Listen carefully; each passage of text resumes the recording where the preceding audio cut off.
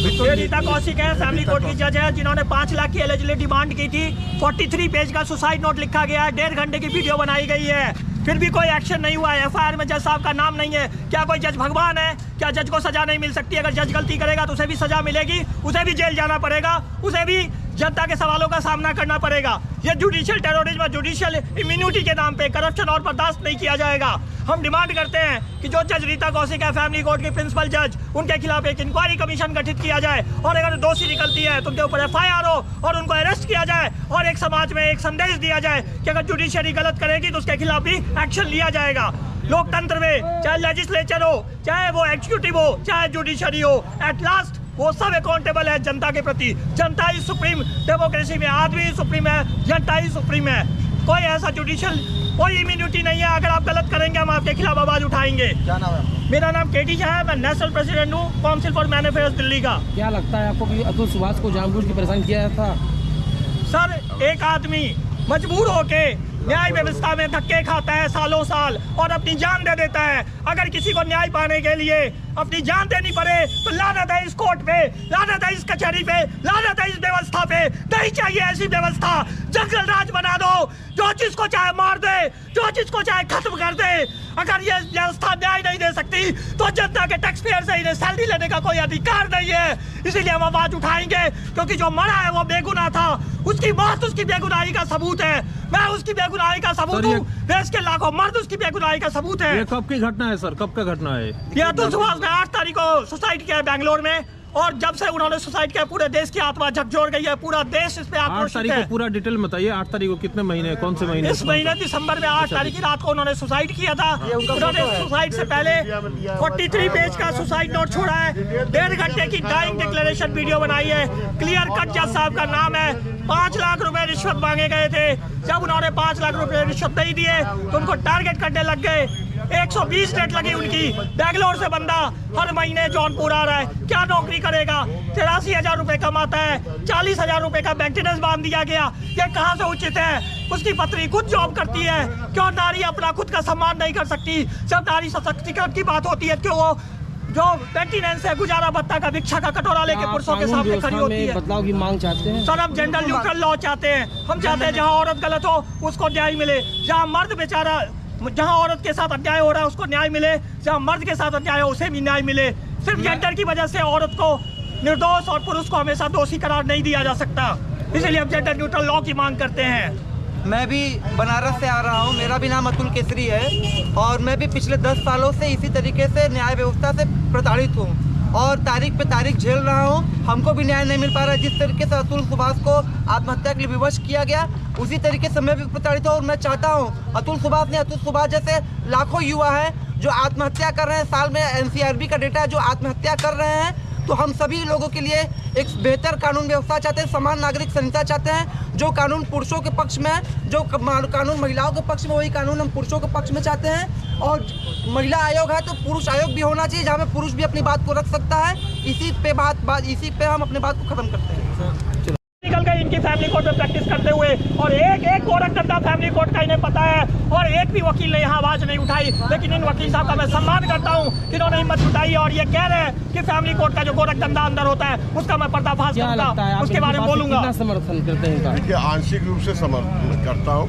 लेकिन थोड़ा फैक्ट भी आप जान लीजिए कि जो वो हुआ तो आप तो जान ही रहे हैं कि लड़की की ओर से क्या हुआ, कितना प्रताड़ित हुआ, तो वो इशू है ही है।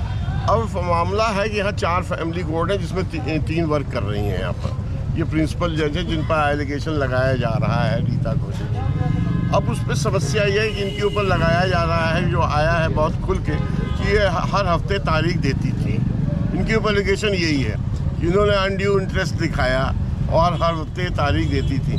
तो इसमें सुनने में आया है, नॉट हमने फाइल नहीं देखी है, इसमें सुनने में आया है कि हाई कोर्ट से डायरेक्शन लाए थे लड़की पक्ष वाले कि इसको 6 महीने के अंदर डिसाइड कर दिया जाए।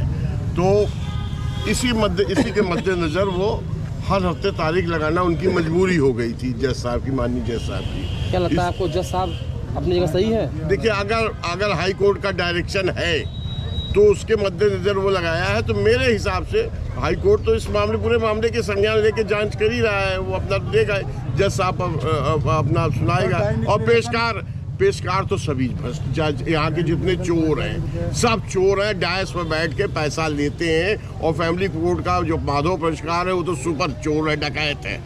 सबसे बड़ी बात उसके बारे में जब मैं जज साहब के विषय में अभी नहीं कह सकता मैं। डाइंग डिक्लेरेशन में 5 लाख रुपए। लेकिन सर ये बताइए कि जज की कुर्सी से 5 मीटर 1 मीटर की दूरी पे बैठा पेशकार दिन रात पैसे गिनता है, क्या जज साहब को दिखता नहीं है? अब ये जज साहब को नहीं दिखता है, ये तो हर कोर्ट में हो रहा है। बिल्कुल हो रहा है।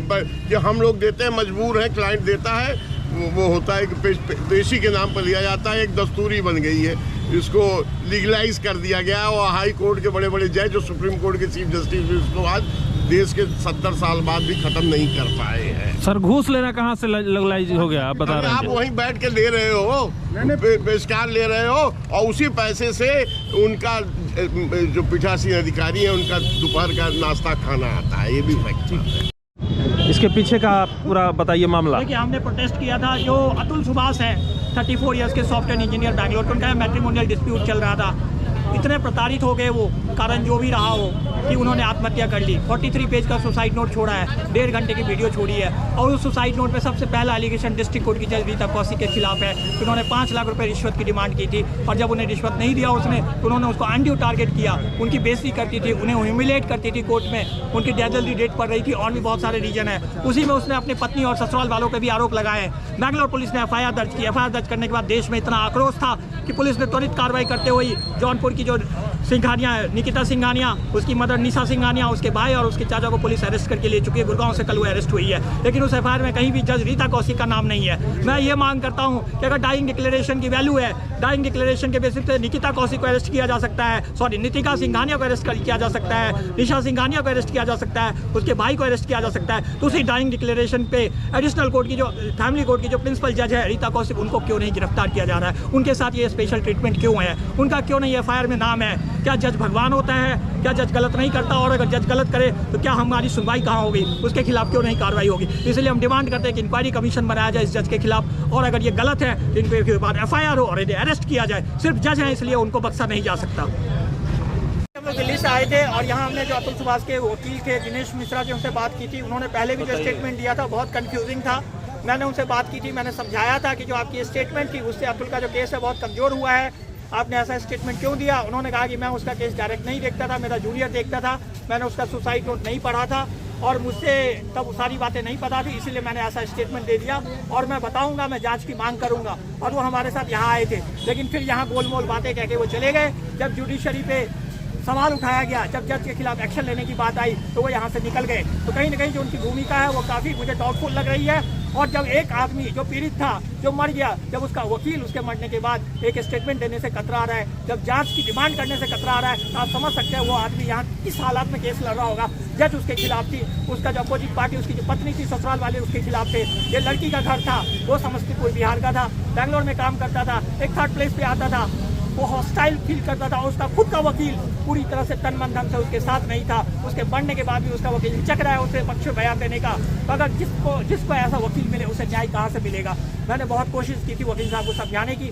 उन्होंने जो ऑन कैमरा मेरे से बात हुई थी, उन्होंने कहा था कि आप बिल्कुल सही कह रहे हैं, हम जांच की मांग करेंगे। लेकिन जब मीडिया के सामने बाइट देके आई तो उन्होंने गोल मटोल आवाज़ में कुछ भी बोल दिया और यहाँ से चुपचाप निकल गए। तो मुझे पूरी तरह से डाउटफुल है कि ये जो वकील साहब हैं, जो दिनेश मिश्रा जी, उनका कहीं ना कहीं कंसेप्ट बहुत क्लियर नहीं था। और इससे मेरा जो डाउट है वो और स्ट्रांग हो गया है कि पक्का जो अतुल सुभाष है वो यहाँ प्रताड़ित हो रहा था, पूरा सिस्टम मिलकर उसे एक्सटॉर्ट कर रहा था, उसका खुद का वकील उसे एक्सटॉर्ट कर रहा था, दूसरी पार्टी का वकील मिला हुआ था, जज साहब मिले हुए थे और दूसरी पार्टी मिली हुई थी।